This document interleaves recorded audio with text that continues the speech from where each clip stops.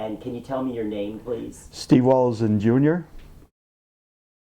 My dad called me at between 6:30 and 7 o'clock and said he was feeding cows, and there's an old water well between the milk house and the dairy barn we've never used. It's always been there.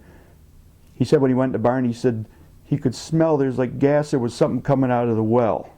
So I came down to see what was going on, and you could smell a strong odor of gas. And he'd been in the barn and fed the cows some feed, and it's, you know, morning, the first thing when you turn lights and you come in the barn, the cows, they're excited, they stand up and they're ready to be milked usually.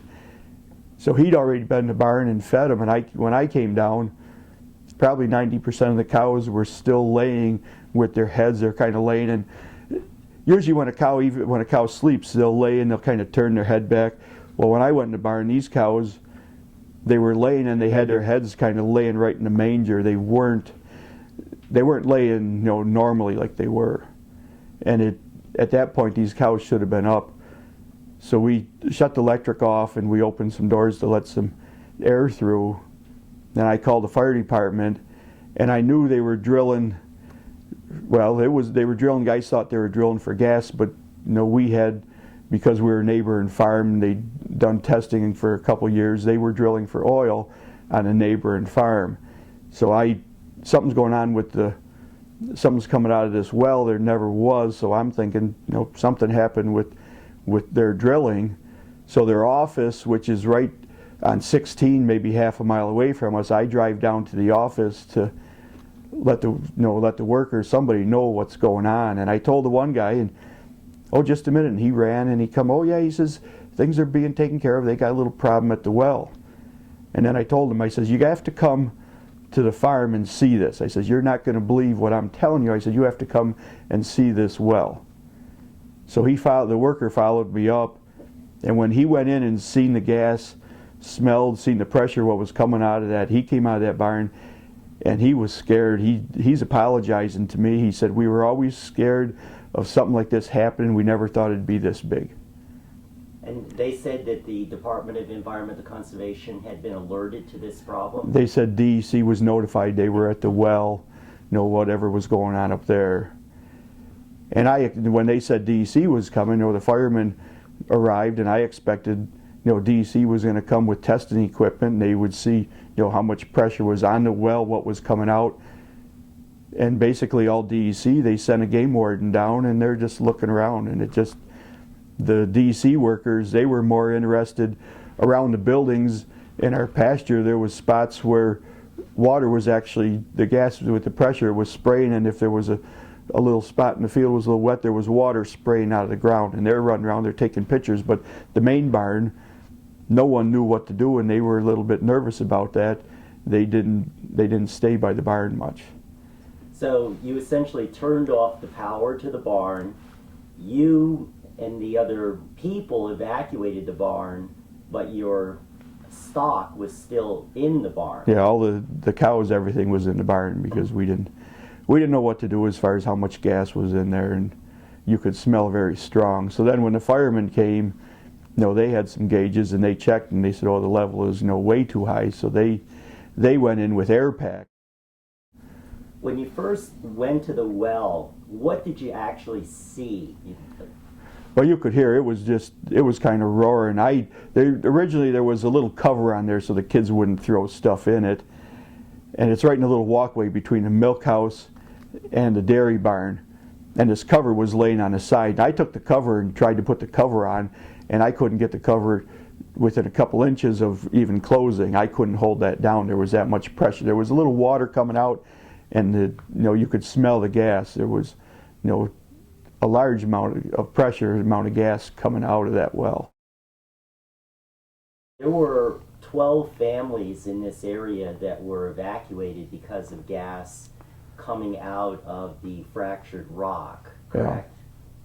Yeah. And the gas was also coming out of a pond. Yeah, there was a pond that was bubbling down the road. It was coming out in drainage ways on the side of the road. You could see bubbling. Yeah, I know my neighbor Ron Lewis, I saw his well, and you could see it looked a little oily. The day it happened, his well looked pretty nasty. it was probably March, April before we got to a point where we noticed we were having heifer calves that we were raising.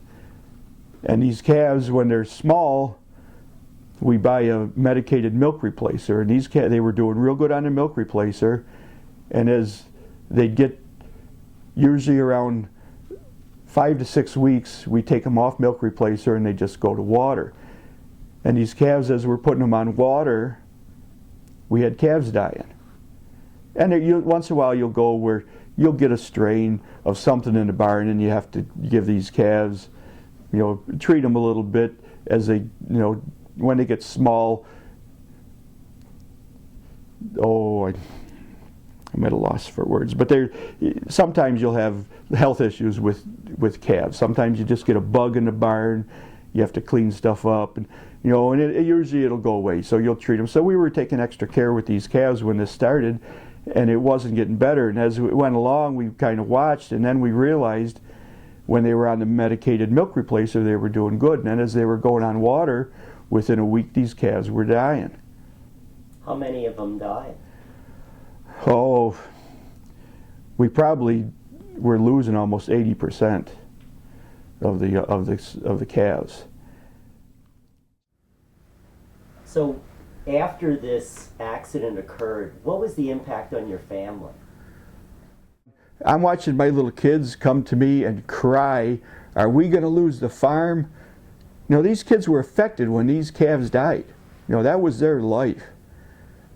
And then we work an agreement with the insurance company, and we go to court, and all the judge was supposed to do is hear our own personal cases, and he was supposed to divide the money up. We go to the judge. He come up with the deal. We had a signed agreement. It wasn't making no deals no more. We had a signed agreement with the insurance company. They were given this much money, and the judge just had to distribute it. Oh, he says, we're going to bring you town water, and it'll be better. And I could not believe. I told the lawyer, I says, I want to bring him up on charges. Our attorney said when the two attorneys went into judge's chambers, the judge looked at him and said, I don't know what these people are complaining about. He says, I bought a piece of land in the country, and that water that I had was the worst water I ever seen. I don't care what kind of water he had. He's bringing his own personal experience into our case. He was going to save the world. He threatened us all, well, we're going to bring town water and everything will be so good. I don't want chlorinated water for my family or my animals. I know where the town water comes from. I wouldn't drink it. And these people, it's unbelievable. They think that the farmers are out just ruining the land and spreading chemicals. This is our life. My grandparents started, my kids, my grandkids are going to continue. We think highly of the land and how we farm.